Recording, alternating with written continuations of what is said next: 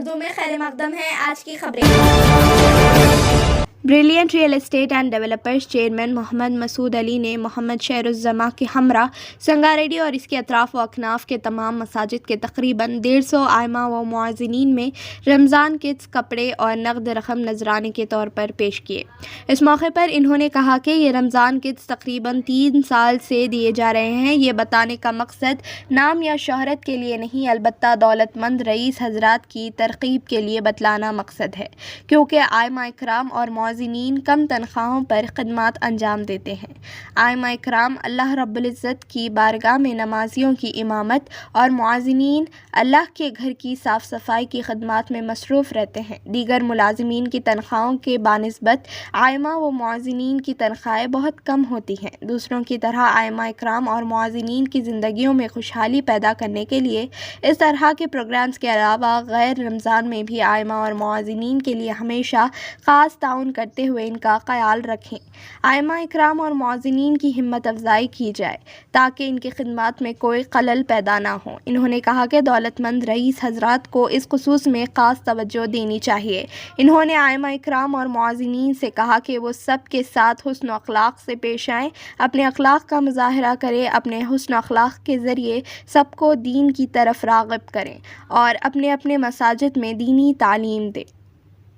انتہا شکر ہے جو آج اتنے امام اور حافظ مولوی عالم وغیرہ کو یہاں پہ جمع کرنے کا ہمیں موقع دیا۔ سب سے پہلے اللہ تعالیٰ کا بے انتہا شکر ہے جو ہمیں حضور اکرم صلی اللہ علیہ وسلم کے امتی بنا کر پیدا کیا۔ اس امتی ہونے کے ناطے اللہ تعالیٰ کا ہم کتنا بھی ناز کریں، شکر ادا کریں، ہمارے لیے بہت کم ہے، کیونکہ جتنے بھی پیغمبران اسلام اس دنیا میں تشریف لائے 1,24,000 سارے کے سارے یہی دعا مانگے کہ اللہ ہمیں پیغمبران اسلام سے ہٹا دے اور امت محمدیہ بنا دے، کیونکہ امت محمدیہ کی اتنی بڑی فضیلت ہے۔ حشر میدان میں اندھیری رات ہوتی ہے، اس میں ہمارے ہاتھ پیر جتنے عضو کے اعضاء ہیں چمکدار نور جیسے ہو جاتے ہیں۔ سارے پیغمبران اسلام بھی پوچھتے ہیں کہ یہ کون سے پیغمبر ہے جو اتنے ان کے اعضاء چمک رہے ہیں، تو حکم ہوتا ہے کہ یہ پیغمبر نہیں، ایک پیغمبر کی امتی ہے جو محمد مصطفیٰ صلی اللہ علیہ وسلم کے امتی ہے۔ جس امتی ہمارے لیے بن کر آئے ہیں، حضور اکرم صلی اللہ علیہ وسلم کی اس دنیا میں آنے سے پہلے بہت سارے عذابیں برستے تھے، اللہ تعالیٰ کا جلال برستا تھا، بارش ہوتی تھی، آگوں کے شعلے برستے تھے، پتھرے برستے تھے اور ہما قسم کی ہوتی تھی۔ جب ہمارے حضور اکرم صلی اللہ علیہ وسلم اس دنیا میں تشریف لائے، رحمت للعالمین بن کے آ گئے، سارے عالم کے لیے رحمت بن گئے، اور آج اس رحمت کے بیچ ہم ہیں، جتنے بھی گناہ کریں تو ہمیں کسی قسم کا اللہ تعالیٰ کا عذاب نہیں ہو رہا ہے۔ تو اس کے لیے ہم جتنا بھی شکر ادا کریں اللہ کے لیے ہمارے لیے بہت کم ہے۔ اور دوسرا یہ ہے جو آج تکبر کے لیے بہت سارے حضرات کہتے ہیں کہ دولت مند والے کو انسان کو تکبر ہوتا ہے۔ یہ تکبر تو بہت ہر انسان کو ہے، غریب کو بھی ہے، امیر کو بھی ہے، پہلوان کو بھی ہے، نادان کو بھی ہے، لیکن تکبر سب سے پہلے شروع ہوا آدم علیہ السلام کے دور سے۔ جب اللہ تعالیٰ نے اس دنیا بنانے کے لیے سوچا تھا، آدم علیہ السلام کو بنایا، اس آدم علیہ السلام کے لیے جب آدم علیہ السلام بنے اس میں روح پھونکی گئی۔ جب آدم علیہ السلام کے سامنے سارے ملائک کو اللہ تعالیٰ نے سجدہ تعظیم کرنے کا حکم ہوا، لیکن اتنا بڑا علم دار جو شیطان بن چکا ہے، سب سے بڑا علم تھا، فرشتوں کا سردار تھا، ایک جھولے کے جھوکے میں 70,000 فرشتوں کو وہ سبق دیتا تھا، ویسا سردار جا کے وہ شیطان بن گیا، کیونکہ وہ تکبر کرا، ایسا تکبر کرا کہ وہ کہا کہ یہ تو ایک مٹھی کا پتلا ہے، میرے ہاتھوں سے میں نے مٹھی کو لایا ہوں اور میں علم والا ہوں اور میں آگ کا بنا ہوں، آگ صاف ستھری ہوتی ہے، تو لہٰذا اس کے تکبر سے اس کو بھٹکتے ہوئے اس دنیا میں آنا پڑا شیطان بن کر۔ اس کے بعد وہ اللہ سے چیلنج کرتا ہے اور اس کے بعد وہ آدم علیہ السلام کو بھٹکا کر آدم علیہ السلام کو اس دنیا میں لے کر آتا ہے۔ آدم علیہ السلام جب اس دنیا میں آ جاتے ہیں، آدم اور حوا مشرق اور مشرق پہ اترتے ہیں، کئی سالوں گزر جاتے ہیں ان کے کہ دونوں الگ الگ ہوتے ہیں۔ جب آخر میں دعا مانگتے ہیں، کئی بار دعا مانگے دعا ان کی قبول نہیں ہوتی، آخر میں جب دعا مانگتے ہیں کہ یا اللہ میں نے عشر اعظم پر دیکھا تھا ایک جھاڑ ہے، اس جھاڑ کے اوپر لا الہ الا اللہ محمد الرسول اللہ لکھا ہوا ہے، یعنی کہ لا الہ الا اللہ کے بعد جو ایک محمد الرسول اللہ ہے، جو شاید یہ تیرے کوئی خاص ہے، اس کے لیے ان کے وسیلے سے میری دعا قبول فرما لے۔ تو جب آدم علیہ السلام کی دعا قبول ہو جاتی ہے اور آدم علیہ السلام اور حوا مل جاتے ہیں۔ آدم علیہ السلام جب اس دنیا میں آئے تھے وہ ایک مسلمان تھے، اسلام پرست تھے، اور سارے اللہ تعالیٰ کا آدم صفی اللہ تھے۔ اسلام 1400 سال کے نیچے نہیں پیدا ہوا، بلکہ اسلام پیدا ہو کے تو لاکھوں کروڑوں سال ہو رہے ہیں، جس کی کوئی ڈیٹ نہیں ہے، جس کی کوئی تاریخ نہیں ہے۔ जब आदम अलैहिस्सलाम पैदा हुए दुनिया में तो इस्लाम परस्त थे, वो इस्लाम लेकर आया और ज़बान थी हमारी सबसे पहले अरबी ज़बान। उसके बाद आदम अलैहिस्सलाम सबसे पहले दुनिया में किसी चीज़ की तामीर हुई, यानी कि कंस्ट्रक्शन हुआ, तो वो है मक्का। सबसे पहले पत्थर की चीज़ बने गई वो है मक्का। दुनिया में कोई चीज़ नहीं बनी थी जो हमारी एक मक्का बने गया है। उसके बाद मक्के को तो बहुत पैगम्बरान इस्लाम हाथ लगाए हैं, इब्राहिम अलैहिस्सलाम, इस्माइल अलैहिस्सलाम, ईसा अलैहिस्सलाम, सबसे आखिरी नबी मोहम्मद मुस्तफ़ा सल्लल्लाहु अलैहि वसल्लम ने मक्के को कंप्लीट किया, यानी कि हर चीज़ को मुकम्मिल करना पड़ता है। बुनियाद डाले आदम अलैहिस्सलाम और उसके बाद में दीवारें उठाई ईसा अलैहिस्सलाम, इब्राहिम अलैहिस्सलाम, सब उठाते उठाते सारा कंप्लीट करे, मुकम्मिल करे हुजूर अकरम मोहम्मद मुस्तफ़ा सल्लल्लाहु अलैहि वसल्लम। तो आज हम कहते हैं कि 1400 साल के नीचे इस्लाम पैदा हुआ। 1400 साल के नीचे तो इस्लाम कंप्लीट हुआ, मुकम्मिल हुआ, पैदा नहीं हुआ। कई उलमा भी बयान करते हैं कि ऐसा ये नहीं है, खैर ठीक है, समझ में आ जाता है, ऐसा करते हैं, लेकिन इस्लाम हमारा पैदा हुआ सबसे पहले आदम अलैहिस्सलाम से, दुनिया में जब कुछ नहीं था, जब झाड़ पाड़ जो कुछ भी थे आदम अलैहिस्सलाम से इस्लाम आया। ये है तकब्बुर जो शैतान का। आप लोग कहते हैं कि दौलतमंद को तकब्बुर होता है, हम कहते हैं कि दौलतमंद को तकब्बुर नहीं होता है। हदीस शरीफ का भी मफहूम है कि सबसे पहले तकब्बुर है तो वो इल्म वाले के पास, चाहे वो किसी किस्म का इल्म हो, दुनियावी इल्म हो तो कलेक्टर बन जाता है तो तकब्बुर ला लेता है। जब ईमान हमारे पास आ जाता है, इल्म आ जाता है, तभी हम तकब्बुर करते हैं कि इसके लिए मैं इल्म वाला हूँ। आज हम जो तकरीबन लोगों को देखते हैं जो हाफिज़ है, आलिम है, फाजिल है, कारी है, जो भी हजरात है, किसी को देखते हैं खरीद से तो उसको सलाम नहीं करते, और सलाम सामने वाले करते हैं। हम जैसे लोग जो इंशर्ट डाल के फिरने वाले, दाढ़ी वगैरह नहीं रखने वाले सलाम करते हैं तो वो उंगली झटक देते हैं। ये इस्लाम में सलाम की तकब्बुरी है, ऐसा इस्लाम इस सलाम की इजाज़त नहीं देता। और जब मस्जिद में जाते हैं, मस्जिद में जब दाखिल होते हैं तो सबसे पहले सलाम का हुक्म है, लेकिन आज कोई सलाम नहीं करते, घुस जाते हैं मस्जिद में। और उसके बाद मस्जिद के तो आदाब आप हजरात को मालूम है, हम ज़्यादा कुछ बोल नहीं सकते क्योंकि आप लोग इतने इल्म वाले हजरात हैं यहाँ पे कि आज आलिम भी है, यहाँ पे फाजिल भी है, हाफिज़ों तो काफ़ी है, और इमाम है। अब रहा इमाम है, आज इमामों की खातिरदारी ख़त्म नहीं हो रही, इस बात को हम समझते हैं। क्यों नहीं हो रही खातिरदारी? क्योंकि इमाम भी अपने जैसा किरदार अदा करना है, वो किरदार सही तरीके से नहीं अदा कर रहे। तो सबसे पहले ऐसा करिए, इमाम साहब बेहतरीन तरीके का किरदार अदा करिए, तो इमाम साहब को देख के हम जैसे आने वाले पीछे के मुसल्लियाँ सीख जाते हैं। और अगर मुसल्ली जब गलती करता है तो सबसे पहले इमाम का भी काम है कि उसकी गलती को रोका देना चाहिए, कि उसको कह देना चाहिए। लेकिन इमाम ये कर रहे हैं कि भाई हमारा काम है सिर्फ नमाज पढ़ाना है, निकल जाना है। ऐसा नहीं है। जब हमारा बचपन था, जब हमारे इमाम थे, जब हम 10 साल के 12 साल के थे, इमाम हमको गला पकड़ के, हाथ पकड़ के बिठा देते थे कि अरबिक पढ़ने के लिए। तो जब हम उनका हुक्म मानते थे और उनका अदब करते थे। आज अदब की भी कमी हो रही है और इमाम ज़्यादा तरीके से उन लोगों की नसीहत नहीं कर रहे हैं। और आज बहुत कुछ हो चुका है, सुन्नी, शिया, क्या कहते हैं, बरेली, अहले हदीस, तबलीगी जमात, भाई ये सब क्या है? ये तो है, ये भी इमामों का काम है कि ये सब जिसके पास है उसके पास। सबसे पहले चीज़ क्या है? ला इलाहा इल्लल्लाह मुहम्मद रसूलुल्लाह है क्या? नहीं।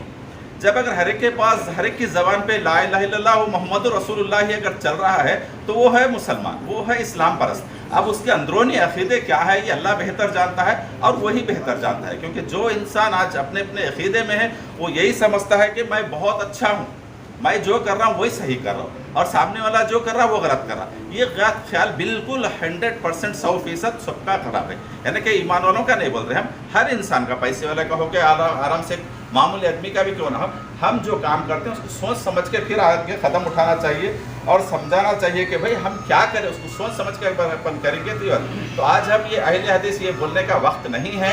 वक्त के हालत हाजिरा को आप सारे हजरत समझते हैं, तो इसी किस्म के बयानात करिए। आप इमाम लोग यहाँ पे आए हुए हैं, बहुत खुशी की बात है।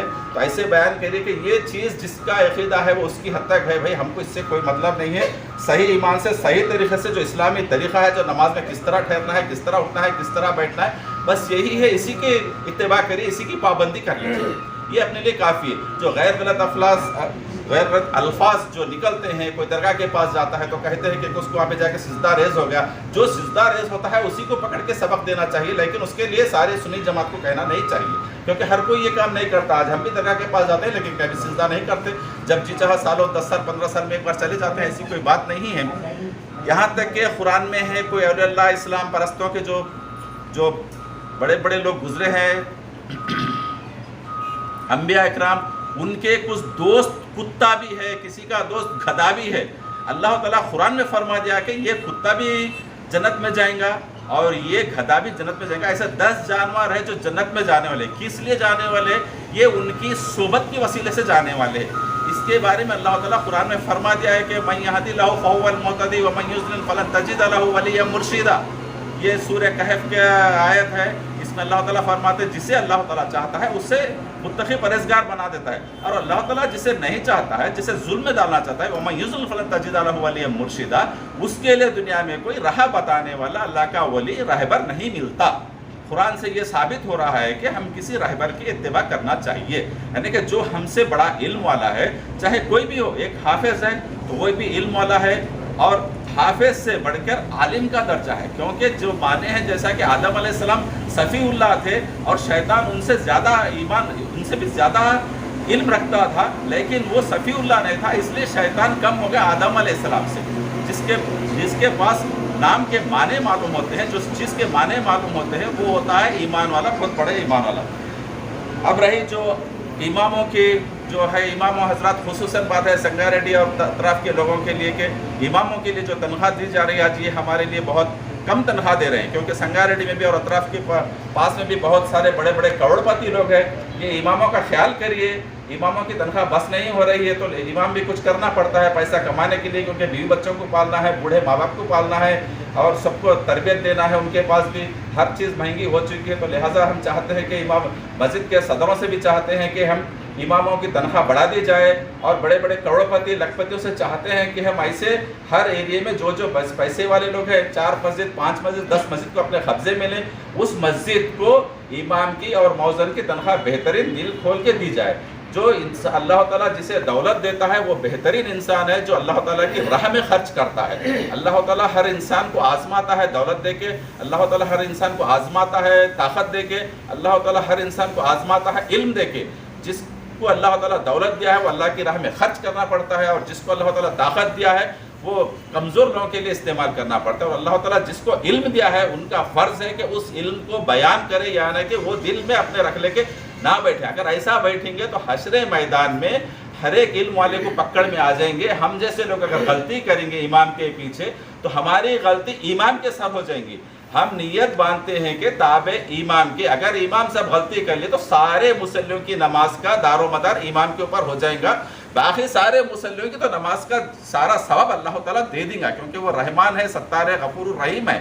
لیکن جو غلطی کریں گا اس کو معاف نہیں ہوئیں گا، وہ غلطی کی سزا بھگتنا پڑے گا. لہٰذا ہر امام کو چاہیے کہ وہ اپنے بہترین طریقے کا جتنا علم ہے ان کے پاس سب کو بیان کریں. ایسا مت کرے کہ اپنا علم اپنے پاس چھپا لیں اور باقی سب رکھ لیں. ابھی رہے کردار اسلام بہت کم ہو چکے ہیں. جب حضور اکرم صلی اللہ علیہ وسلم اس دنیا میں آئے تھے 40 سال تک آپ نے بھائی چارے کے اخلاق، کردار اسلام، کس سے کس طرح رہنا، کس سے کس طرح گفتگو کرنا، کس کے کیا حق ہے، حقوق العباد کیا ہے، یہی بیان کرے. جب 40 سال تک حضور اکرم صلی اللہ علیہ وسلم یہ سارے چیزیں بیان کرے، اس کے بعد میں آپ کو نبوت حاصل ہوئی. 40 سال کی عمر میں جب حضور اکرم صلی اللہ علیہ وسلم کو نبوت ہوئی تو جب آیا آپ کے اوپر لا الہ الا اللہ محمد رسول اللہ، جب لا الہ الا اللہ محمد رسول اللہ آ گیا تو جب اس کے معنی حضور اکرم صلی اللہ علیہ وسلم بیان کر لیتے ہوئے، گشت لگاتے ہوئے، تبلیغ کرتے ہوئے، اجتماع کرتے ہوئے آپ نے 13 سال زندگی گزارے اسی میں، رات اور دن. کوئی رات کی عبادت کرنا گناہ ہے نہیں ہے، 24 گھنٹے عبادت کرنا نیکی کا کام ہے. عبادت نفل عبادت ہے جو فرائض سے ہٹتی ہے، اس کے بعد نفل عبادت اپنی اپنی مرضی کے تحت کر سکتے ہیں، اور فرائض میں جو ہے اس میں کسی قسم کی کمی بڑھ کے کرنا یہ بہت بڑا گناہ ہے. اور یہ گناہ اپنے کو گناہ میں لگ جاتا ہے، لیکن کسی قسم کا بھی گناہ شرک میں نہیں لے آتا. شرک وہی ہے جو اللہ کے ذات میں کسی کو شریک کرتا ہے اللہ سے ہٹ کے، اور کسی کو اللہ بولتا ہے، وہ ہے شرک. اس سے ہٹ کے کچھ آیتیں اگر غلط سلط پڑھ لیں گے تو وہ کفر میں بھی ہے اور وہ گناہ میں بھی ہے. تو اس چیزوں کا بھی احتیاط کریں. اور حضور اکرم صلی اللہ علیہ وسلم کی 40 سال کی عمر کے بعد آپ کو کلمہ آیا، کلمے کی آپ تبلیغ کریں. اس کے بعد آپ کو 13 سال کے بعد ہوئی معراج. معراج کے بہت بڑے معنی ہیں، آج ہم اس کے معنی بیان نہیں کر سکتے. اللہ کے فضل و کرم سے معراج کے معنی ہم کو سارے معلوم ہیں لیکن بیان نہیں کر سکتے کیونکہ وقت ہمارے حافظوں کے پاس بہت کم ہے. تو معراج کے بعد ہمارے لیے حضور اکرم صلی اللہ علیہ وسلم بہترین سی نماز لے کے آئی ہے ہمارے لیے تحفہ. نماز اسلام کا ستون ہے، پلیر ہے، اگر نماز نہیں ہے تو کچھ نہیں۔ حشر میدان میں سب سے پہلا سوال ہے نماز کا، اور دوسرا ہے جو خیر و خیرات کرتا ہے اس کا درجہ ہے وہ ٹھنڈا میں رہیں گا، چھپر میں رہیں گا حشر میدان میں۔ جو دولت کو اپنی اللہ کی راہ میں بچھا دیتا ہے وہ حشر میدان میں ٹھنڈی چھاؤں میں رہیں گا، اور جو نماز کا پوری پابندی کریں گا اس کو تو اللہ تعالیٰ جنت دیا ہی ہے۔ لیکن کردار اسلام حقوق العباد میں اگر کسی نے کمی پیشی رکھا ہے یا کسی کو زیادتی سے مارا ہے، ٹھوکا ہے، یا کسی کا 1 روپیہ بھی کھایا ہے تو یہ اللہ تعالیٰ معاف نہیں کرے گا۔ یہ حشر میدان میں ہر دونوں کے طرف سے اس کا حساب و کتاب چکا کے ہی جنت میں جانا پڑے گا۔ اور چاہے لاکھ چھانچ برابر آپ 100 دن کے بھی 1000 دن کی بھی آپ کی جتنی زندگی ہے ساری دن اگر آپ عبادت میں گزار دیں گے بھی تو کردار اسلام کی معافی نہیں ہے۔ اور اس سے بڑھ کے ماں باپ کی خدمت جو نہیں کرتے ہیں ان کے لیے تو خدا اللہ تعالیٰ معاف نہیں کرے، کیونکہ ماں کے قدموں کے نیچے جنت ہے، باپ جنت کا دروازہ ہے۔ یہ سارے حضرات کو معلوم ہے۔ آج اسلام سے بڑھ کے ضروری چیز ہے کہ ماں باپ کی خدمت کریں۔ اگر جو ماں باپ کی خدمت کر لیا، اگر چاہے لاکھ وہ گناہ بھی کر لیا تو اللہ تعالیٰ رازق الرحیم ہے، رحمان ہے، ستار ہے، وہ معاف کر کے جنت میں دے دے گا۔ لیکن اگر اپن 100 سال کی بھی زندگی ہے، 100 سال بھی عبادت میں گزار دی، ماں باپ کی خدمت میں کسی قسم کی بھی کمی رکھے ہیں تو ہمیں جنت میں جانا ناممکن ہی بات ہے۔ اس قسم کے بیانات امام صاحب لوگ کرنا چاہیے، اس لیے ہم آپ کے سامنے بیان کر رہے ہیں۔ جب کسی قسم کے بیانات ہوتے ہیں یا علم والے حاضر ہوتے ہیں تو ایک خصوصی بات ہے کہ جب اللہ تعالیٰ جب خوش ہو جاتا ہے تو عرش اعظم سے لے کر تحت الصلاء تک پورے فرشتوں کا نزول ہو جاتا ہے۔ تو آج ہم سمجھتے ہیں کہ ہمارے آفس کے اطراف اندر باہر پورا فرشتوں کا نزول ہے، جس طرح کہ اللہ تعالیٰ قرآن پاک میں فرمایا ہے کہ وَعْلَمُوا أَنَّ فِيكُمْ رَسُولَ اللَّهِ، جانو تم میں اللہ کے رسول ہے۔ بے شک آج یہاں پہ موجود اللہ کے رسول ہیں، روحی اعتبار سے برابر ہو سکتے ہیں۔ جب کہیں گے کہ بھائی وہ تو مدینہ میں ہیں، لیکن یہ قرآن بول رہی کہ اور ہم کلمہ پڑھ رہے لا الہ الا اللہ محمد رسول اللہ، گواہی دے رہے ہیں حضور اکرم صلی اللہ علیہ وسلم کی ہے۔ یہ نہیں بول رہے کہ حضور اکرم صلی اللہ علیہ وسلم ہماری طرح دکھ رہے جیسا جس طرح پہلے آپ کی زندگی میں دکھتے تھے۔ ہر انسان کے ساتھ حضور اکرم صلی اللہ علیہ وسلم لگے ہوئے ہیں، ہر انسان کے ساتھ اللہ تعالیٰ لگے ہوا ہے، اور تینوں چیز موجود ہے۔ اللہ تعالیٰ یہاں پہ موجود ہے، حضور اکرم صلی اللہ علیہ وسلم یہاں پہ موجود ہے، اور ہم انسان پورے یہاں پہ موجود ہے۔ ہم اتنی دیر کے لیے موجود ہے کہ ہماری سکت جتنی ہے اتنی دیر کے لیے موجود ہے۔ اس کے بعد اللہ تعالیٰ ہمارے ساتھ لگا ہوا ہے، جس طرح ایک ہوا ہے، ہوا جس طرح ہمارے ساتھ لگی ہوئی ہے اس طرح اللہ تعالیٰ ہمارے ساتھ لگا ہوا ہے۔ جسم کے اندر بھی ہے اللہ تعالیٰ، جسم کے باہر بھی ہے، اور پیٹ کے اندر ہر جگہ اللہ ہی اللہ ہے۔ جس کو اگر دیکھنا چاہے تو اللہ کو دیکھنے کے لیے هو الظاہر هو الباطن، اللہ ہی ظاہر ہے، اللہ ہی باطن ہے۔ ظاہر چیز کو ہم دیکھ سکتے ہیں اور باطن چیز کو ہم نہیں دیکھ سکتے۔ آپ کوئی حضرات بولیں گے کہ بھائی ظاہر چیز کو جب دیکھ سکتے ہیں تو کیا اللہ دکھ سکتا ہے؟ اللہ 100% دکھ سکتا ہے، نہیں دکھنے والی کوئی بات نہیں ہے۔ لیکن ہم پوچھتے ہیں کہ کسی نے اپنی روح کو دیکھا ہے، کسی نے اپنے دل کو دیکھا ہے؟ نہیں دیکھ سکا۔ تو اس کو دیکھنے کے لیے ایک ڈاکٹر بنے تو وہ دل دیکھ سکتا ہے، اور اللہ کا جب ولی بن جائے گا تو وہ اپنی روح کو دیکھ سکتا ہے۔ تو اسی طرح اگر خود کو مٹا دے گا تو خدا مل جائے گا۔ ایسے حضرات آپ لوگ سمجھداری سے کام کریے، اور جو بھی ہے جو آج خصوصاً جو اہل حدیث وغیرہ چل رہے اس کو آپ حضرات روکنے کی کوشش کریے، آپس میں محبت بتائیے۔ نام مسلمان ہے، محبت کرنا ضروری ہے، ایک دوسرے کے لیے محبت کرنا بہت بہترین سا ٹائم ہے، کیونکہ اب آپ لوگوں کا وقت ختم ہو رہا ہے، اس لیے ہم زیادہ دیر بیان نہیں کر سکتے۔ خیر چلیے، جو بھی آپ لوگ سنے ہیں اس کے اوپر عمل کرنے کی اللہ تعالیٰ ہم سب کو ہدایت دے دے۔ بہترین سا بہتر ہم جو کام کر رہے ہیں ایسا کام ہم کس سے بہترین کام کرنے کی اللہ تعالیٰ ہم کو ہدایت دے دے۔ ہر وقت ہم کو ایسے حافظ اور مولویوں سے ملنے کی بھی ہدایت دے دے۔ اللہ تعالیٰ ہمیں ہر وقت ہر لمحہ اللہ اللہ کہنے کی بھی ہدایت دے دے۔ وآخر دعوانا الحمدللہ رب العالمین۔